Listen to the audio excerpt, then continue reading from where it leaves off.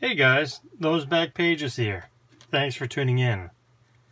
I hope you're well and you've had a happy new year. Tonight's episode is going to be mail chat with a little bit of hobby talk. Lot of shine coming up. Lot of shine.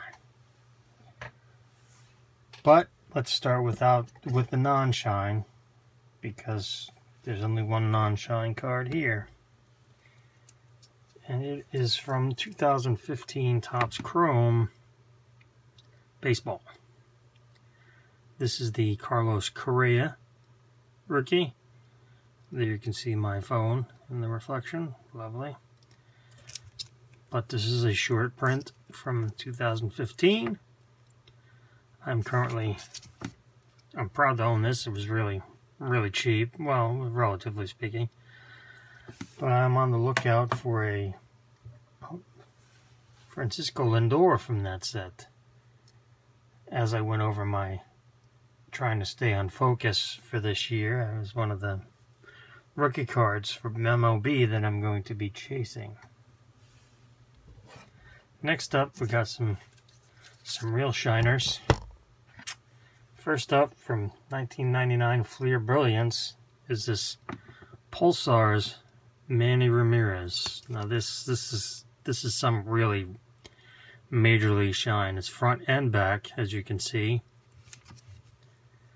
It's scratched to hell, but the price was really, it was good. I was really happy with the ending price. I won it in an auction.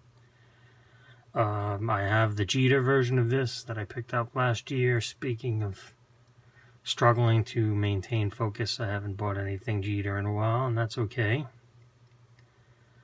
But this is the Manny Ramirez Pulsars. This is the parallel to the insert. So there's a non-Pulsars Shining Stars and then the Pulsar Shining Stars, which is just a fantastic card. And if your player's in that set, I highly recommend it.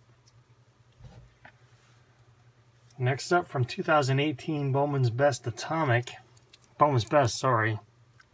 the Atomic Mike Trout. This is the newly released Bowman, came out last month. It's okay looking. It's got that nice shine, but from the same release, but a different. This is the base card, and then this is the Gleyber Torres Best Performers Atomic insert, which just, you know, I think last video it was, I showed, or 2 videos ago, the Acuna version of this. These are not numbered, but they are much better looking than the base cards. But man, they're both real shiny, but the Bowman's Best, almost like shattered glass looking. It's just incredible looking. I can't recommend those enough. I mean, Roger Clemens is in it, Randy Johnson, Trout's in it. I actually won one tonight, so that'll be inbound. But yeah, I can't recommend those enough.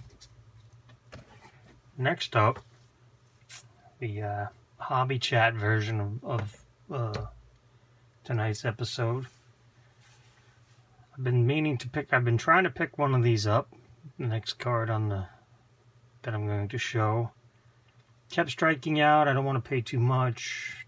Some of the eBay sellers are on the Devil's Lettuce, and they're a little wacky with what they want for their cards, and that's fine. They're their cards, so they can charge what they want. But the next card that I picked up and I'm going to show is from the 2018 Prism Racing Haley Deegan Silver Rookie Parallel Prism Silver Prisms, as it used to be called, but it's really shiny. Anyway,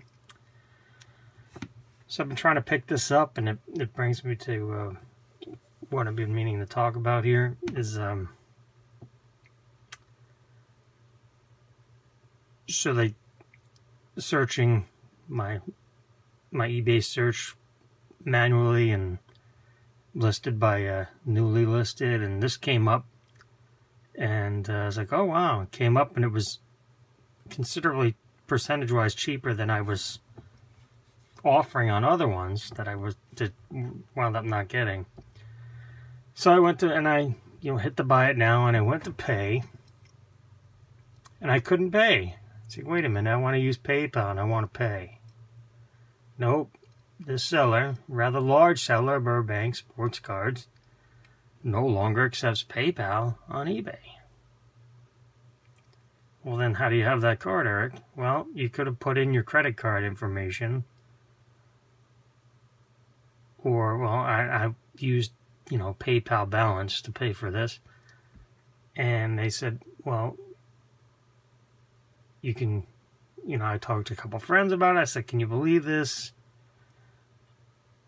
This gigantic eBay seller is no longer expecting PayPal. They're going to phase PayPal out after this year or something like that. I don't know exactly the details, but it's a pain in the butt. And so I wound up getting it from them through Beckett Marketplace, where they still accept PayPal. But it's really a pain in the ass that they're doing that. And I'll put Haley over there. And another thing, if you live, starting January 1st, if you live in Washington State and Minnesota, maybe one other place as well, but you'll notice when you pick something up on eBay, you're going to be paying tax on that item, which is, interstate's been forever. I rarely buy from Dave and Adams because they're in New York and I have to pay shipping and tax and blah, blah, blah. But,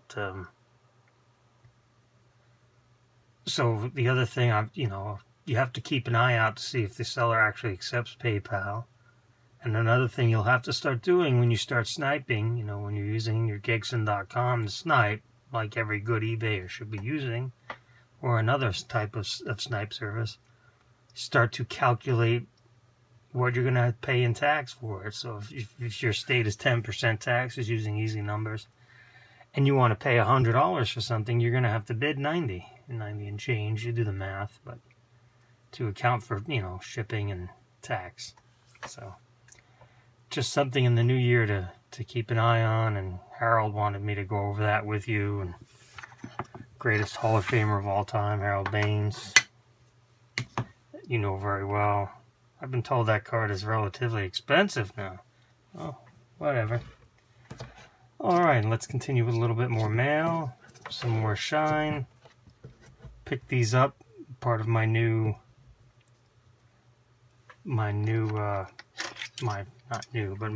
intention on focusing in 2019. Sorry, Harold, move over.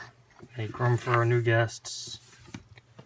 From 2016 Optic NFL is the Jared Goff Hollow. These are called hollows. So that's from 2016. From 2017 is Mitchell Trubisky, NFL, obviously. And from 2018 is Sam Darnold. The centering on this one could be better, but it was $7. So, won it at auction for $7. You're not going to complain. It's not easy to pull these hollows, and they're real shiny in person. So, proud to own that. And lastly, a couple more hollows and a non-hollow, but from the 2016 NBA Optic release is the Jaylen Brown hollow. Again, this was, I think, $8.50. So, I mean, these are nice looking cards. They're not expensive. That's why, if they're raw, I don't mind. These are all well under $10 each. So, I mean, you really can't go wrong. I really feel that the hollows, and part of the problem with Optic, especially last year for NBA, there's like a bazillion different colors. It's nice, but not so nice at the same time. Speaking of last year's Optic NBA, Here's the Jason Tatum version. You can really see that shine. Picked this up in a fine 9.